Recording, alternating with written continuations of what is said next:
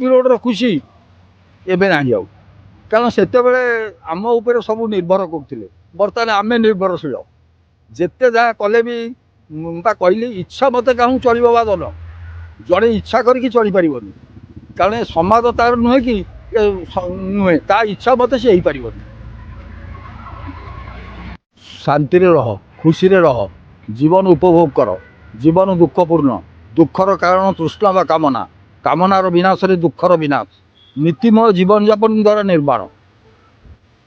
ମଣିଷ ଯାହା ଇଚ୍ଛା କରେ ତା କେବେ ହେଇପାରିବନି। ସେଥିପାଇଁ ତୁମକୁ ବିଭିନ୍ନ ଷ୍ଟେଜ୍ ଦେଇ ଯିବାକୁ ହେବ। କରିଥିଲି ଆଶା କରିବି ଯାପନ, ତୋ ପଶ୍ଚିମ ତୀରେ ପଶ୍ଚିମ ଜୀବନ। ଇଚ୍ଛା ମତେ କାହୁଁ ଚଳିବ ବାଦନ, ସମାଜ ନିଜର ନୁହେଁ ନିଜବନ।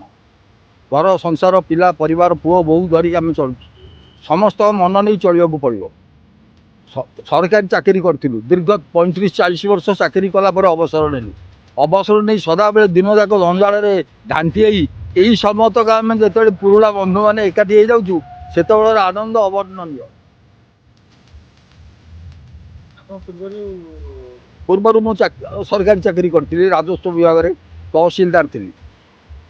ଜୀବନଟା ସେଇଥିରେ ରେଭିନ୍ୟୁ ଡିପାର୍ଟମେଣ୍ଟର ସେଟଲମେଣ୍ଟ କନସଲଟେସନ୍, ତାପରେ ତହସିଲ। ଏ ଯେତକ ଆମ ସାଙ୍ଗରେ ବସୁଛନ୍ତି ବନ୍ଧୁମାନେ ସମସ୍ତେ ହାୟର ପୋଷ୍ଟର ଲୋକ। ବସୁଛୁ ଆସିକିରି ସେ ସମୟ 2 ଘଣ୍ଟା ବସି ପୁଣି ଚାଲି ଯାଇକି ନିଜ କର୍ମମୟ ଜୀବନରେ ଘାଣ୍ଟି ହେବା କଥା ଆଉ।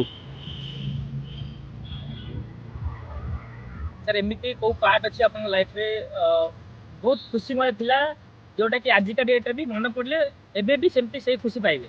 ଖୁସି ତ ହେଉଛି ପିଲାଦିନ, ସ୍କୁଲ ଲାଇଫ୍, ସ୍କୁଲ କଲେଜ, କିନ୍ତୁ ଚାକିରି ପିରିୟଡ଼ର ଖୁସି ଏବେ ନାହିଁ ଆଉ।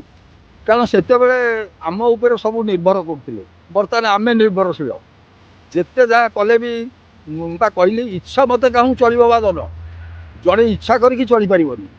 କାରଣ ଏ ସମାଜ ତାର ନୁହେଁ କି ନୁହେଁ, ତା ଇଚ୍ଛା ମତେ ସେ ହେଇପାରିବନି।